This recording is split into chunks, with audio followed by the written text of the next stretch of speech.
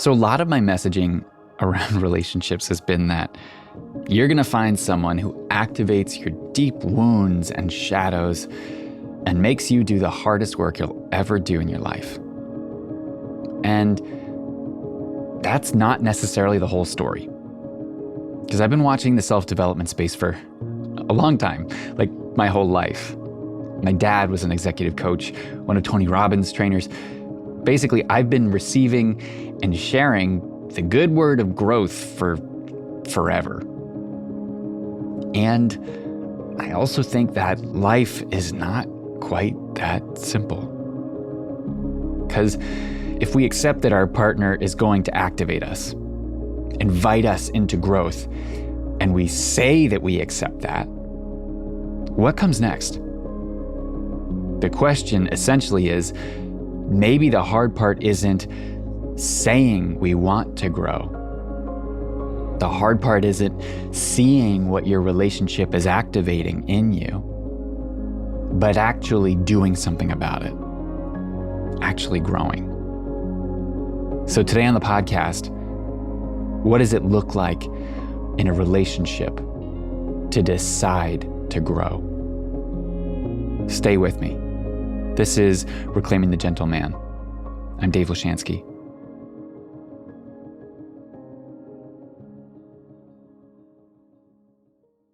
Recently, I was watching a teacher I really respect in a lot of ways. I was listening to her talk about trauma bonds. She described a trauma bond as feeling like an addiction, like a drug. That the relationship can make you feel unbelievably high one moment and completely destabilize your life in the next. And that breaking that attachment can be one of the hardest and also one of the most liberating things that you ever do. But the message I heard was essentially, if your relationship feels incredibly good sometimes, but completely upends your life at other times, you may be in a trauma bond and you may need to leave. And there is definitely truth in that. If your partner is abusing you, controlling you, repeatedly betraying you, creating an environment in which you're afraid to tell the truth, leaving might be the most important way that this relationship is going to grow you. The growth may not be learning how to communicate better with that person. Might be investigating why you continue to abandon yourself in order to preserve your relationship, and discovering why the fear of losing someone feels stronger than the fear of losing yourself. But I also think that this conversation about trauma bonds can get muddy very quickly. Because not every relationship that moves between closeness and disconnection is going to be a trauma bond. Not every intense relationship is abusive. And not every painful pattern means that you chose the wrong person. Sometimes life just gives two people more than their nervous systems can handle. Maybe your partner loses their job, or a parent gets sick, or you have a baby, or money gets tight. Maybe someone's just grieving. Maybe someone is burned out. And maybe nothing dramatic actually happens, but years of stress and resentment and all your unmet needs accumulate until every conversation with your partner means you have to brace for impact. And that becomes a loop where things feel good. Maybe you'll reconnect. Maybe you'll remember why you chose each other. And then the whole thing will fall apart again. And afterward, you repair just enough to get back to normal, but not enough to change what keeps creating the rupture. And that cycle begins of connection and disconnection. And if it goes on long enough, it really can start to make you question if you're in a trauma bond. And that can be incredibly painful and confusing. But does the existence of that cycle automatically mean that you are supposed to leave this person? That's the question. Because I actually think cycles like this in our relationships force us to ask better questions than that. It forces us to ask, instead of should I stay or should I go, can someone actually change? And even more importantly than that, can two people change while they're still in relationship with one another? Because leaving is absolutely sometimes the necessary answer. And you can believe someone is even capable of changing and transforming and still decide that you don't want to absorb the consequences of that growth while you wait for them to do it. You can love someone and still recognize that love is not enough to make the relationship work. You can understand their wounds and still refuse to be wounded by them. But yes, sometimes leaving is the change, leaving is the growth. But sometimes it isn't. Sometimes it's leaving behind the version of the relationship that the two of you are creating together. And I am a firm believer that this kind of change is entirely possible, that it's even natural in a great relationship. But you have to choose that. Because we choose imperfect partners, and they're going to choose us with all of our imperfections too. We're going to be drawn to qualities in each other that feel healing, and qualities that also touch the places in us that have never actually been witnessed or seen or known themselves. The person whose independence feels exciting to you might eventually make you feel abandoned. Or the person whose sensitivity makes you feel really understood could eventually be impossible to please. Right? It doesn't necessarily mean that your love is false. It means that the qualities that brought you together are now in a different stage. This relationship is now asking you to become conscious of what you've been doing automatically. And this maps so perfectly onto the ways that our nervous systems are built and grow, right? Because we create strategies early in life that keep us safe. Things like people pleasing, things like the way we respond to anger, overcompensating, right? All of these reactions become automatic, and they serve us in keeping us more regulated and feeling safe when we don't feel like that's possible otherwise. But eventually we hit a point where we realize we can't try to people please our way out of situations anymore. We can no longer accept the consequences that being safe has offered us. Right? It no longer feels like the safer, better solution to try to make everyone around us feel better. And our relationships can mirror that recognition, that growth moment exactly. And at some point, a great relationship is inherently going to reflect that back to you if you're willing to see it.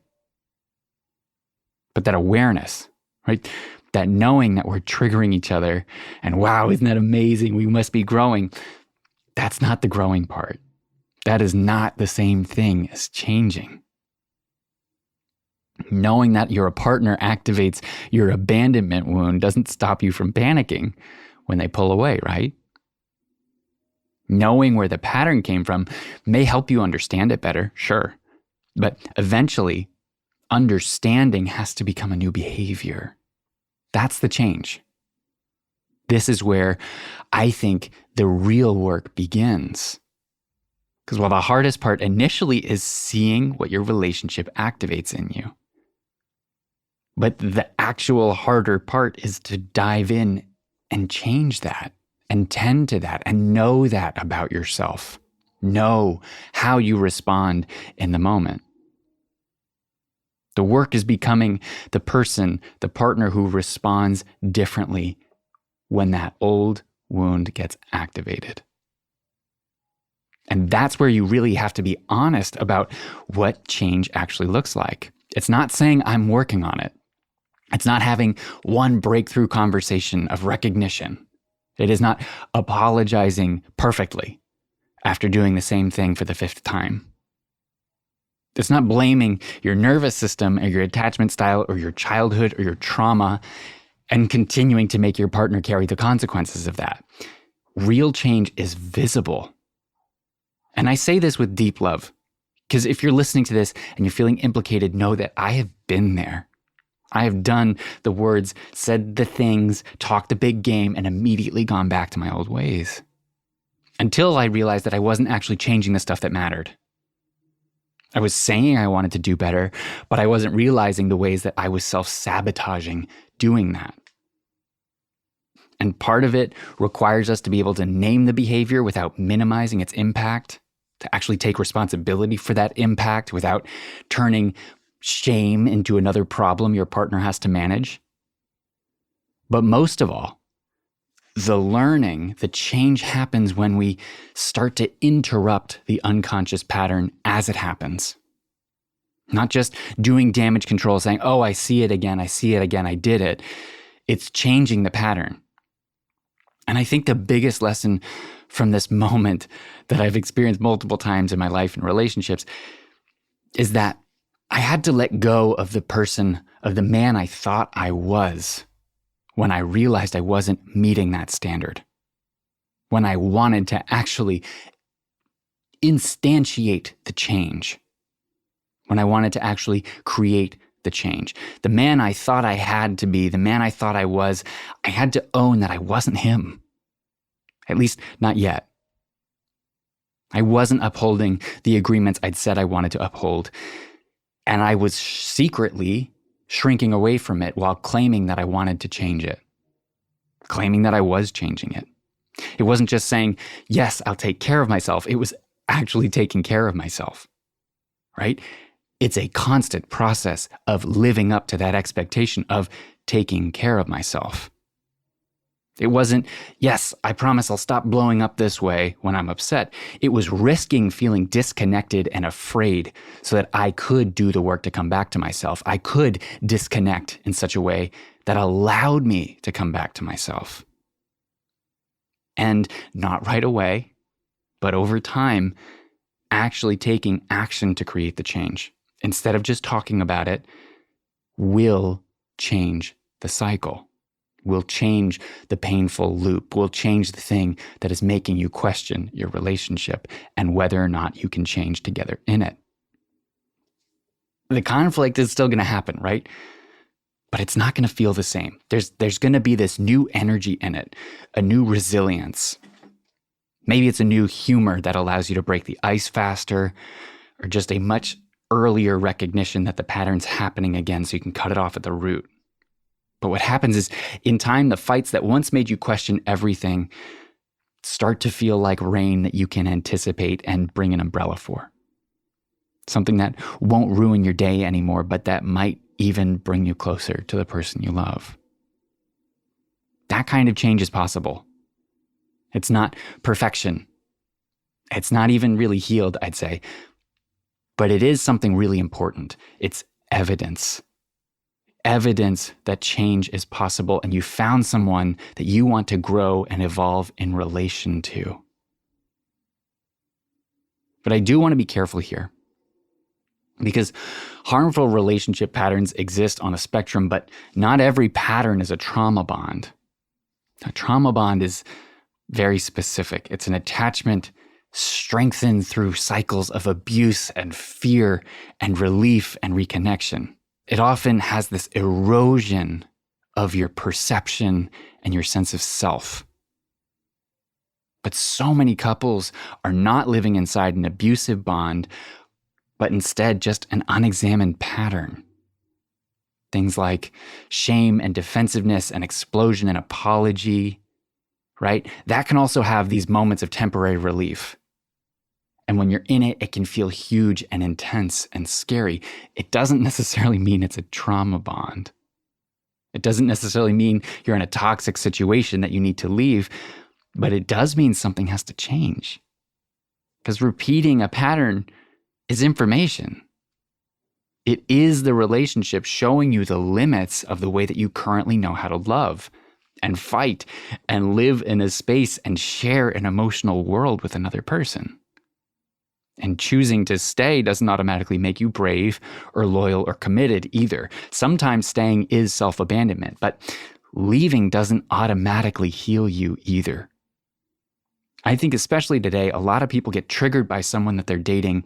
They leave that relationship believing that they deserve better, but never actually change the thing in them that drew them to this pattern and this person in the first place. And that person will often find themselves living out just the same version of the same pattern with a different person. And I think we can avoid doing that, and we can avoid overly criticizing our relationship by asking better questions about them. The real questions are like this. It's not, should I stay or should I leave? It's not, is this good or bad for me? The real questions are we changing together? Can we name what is happening inside this relationship without blaming each other?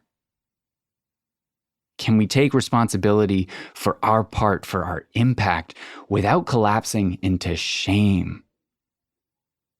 Can we tell the truth without punishing or retaliating or putting a notch on the scoreboard in our favor? Can we set boundaries without using them as threats?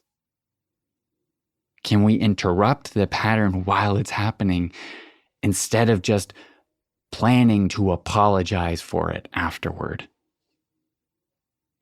And over time, I think this grander question, this big one, comes into play. Is this relationship becoming safer, freer, more honest, and more alive with time? Because even really strong love will not survive on the promise of change. At some point, and this is a real personal measurement moment, but at some point, you're going to need evidence. You do not have to leave a relationship because it activates your wounds, but you do have to leave behind the version of the relationship that kept those wounds open and uncared for. And when both partners are willing to look clearly at the pattern that is keeping you disconnected and keeping you feeling overwhelmed in love, when you can talk about it and the impact, and even be willing to become accountable for the way you yourself are participating in it, when you can find a way to practice something new, then the pattern that once kept you disconnected might be the very thing that initiates your next evolution. And it's not because love magically changes people. It's because love gives us a reason to choose to change. And then it asks us to fully live into that choice.